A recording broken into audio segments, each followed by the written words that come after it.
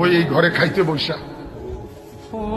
আমি বলছি যে হায়, আমি একটু খানার জন্য, ভালো একটু তরকারির জন্য আমি চোখের পানি ফেলে কাঁদছিলাম।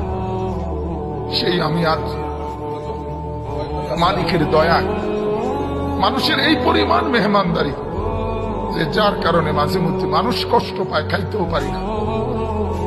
আমার আব্বারে আমি দেখছি, একটা গেঞ্জি আমার আব্বার ঘামের থেকে ভিজা, আব্বার গেঞ্জিটা ভিজা যাইতো, আব্বা এটা ধুইতে দিলে ঘামের গন্ধের কারণে আমি বলতাম আমি পারতাম না, আমি ধুইতাম।